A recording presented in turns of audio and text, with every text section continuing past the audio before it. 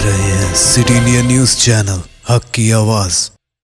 अस्सलाम वालेकुम नाजरीन, मैं Zakia Sadiq city India news में आपका इस्तकबाल करती हूँ।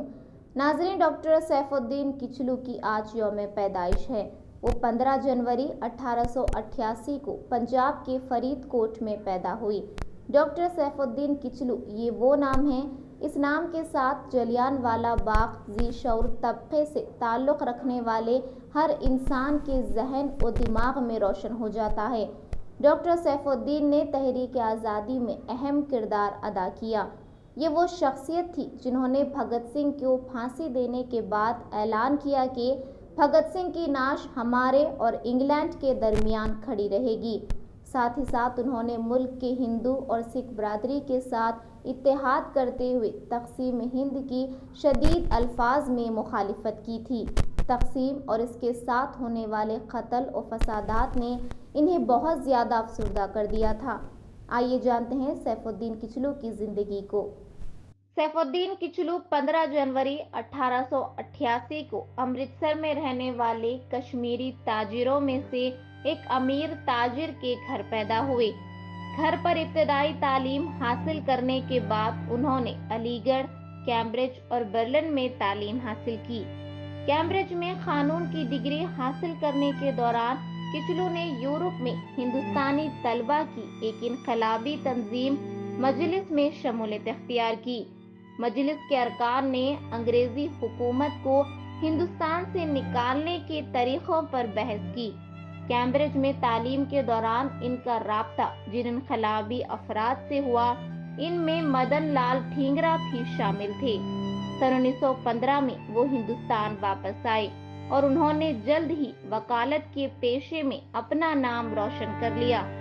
उन्होंने महाराजा ऑफ बड़ौदा और दीगर अहम मुवक्किलों के मुकदमात लड़े और इनमें कामयाबी हासिल की। ताहम जल्द ही इन्हें इस बात का एहसास हो गया कि कौम इन्हें कौमी फरीज़े की अंजामदही के लिए बुला रही है। पहली जंग अजीम खत्म होने को थी।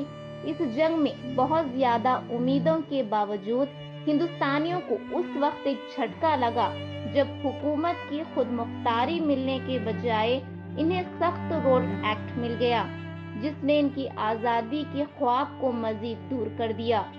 हिंदुस्तानियों ने बशमूल गांधी की क़यादत वाली कांग्रेस ने मुल्क गिर तहरीक शुरू करने का फैसला किया। पंजाब में सैफुद्दीन किचलू के साथ डॉक्टर सत्यपाल, हाफिज मोहम्मद बशीर वगैरह अंग्रेज मुखालिफ रहनुमा बनकर उभरे। इसी दौरान एक सत्याग्रह सभा वजूद में आई, जिसकी सदारत सैफुद्दीन किचलू ने की थी। रोल्ट एक्ट के खिलाफ 30 मार्च 1919 को कांग्रेस ने मुल्क गिर हड़ताल की कॉल दी थी। किचलू ने तहरीक को कामयाब बनाने के लिए मुख्तलिफ शहरों का दौरा किया। 30 मार्च को हड़ताल कामयाब रही और जलियांवाला बाग में 30,000 से ज्यादा लोग जमा हुए। इससे अंग्रेज बुरी तरह घबरा गए। इसी दौरान 6 अप्रैल को एक और हड़ताल का ऐलान किया गया। वहीं बरतानवी हुकूमत के जरिए ये हुक्म जारी किया गया कि किचलू और सत्यपाल आवाम से खिताब नहीं करेंगे। उस वक्त अंग्रेजों ने हिंदुस्तान के कुछ सीनियर रहनुमाओं से राब्ता किया और इस बात को यकीनी बनाने की कोशिश की कि हड़ताल की कॉल वापस ली जाए। 5 अप्रैल को कांग्रेस की इस्तक़बालिया कमेटी ने एक करारदाद पास किया कि अमृतसर में कोई हड़ताल नहीं बुलाई जाएगी, मगर सैफुद्दीन किचलू कांग्रेस की इस राय से मुत्तफिक नहीं थे। एक निजी मुलाकात में उन्होंने अपने पैरोकारों से 6 अप्रैल को हड़ताल करने को कहा।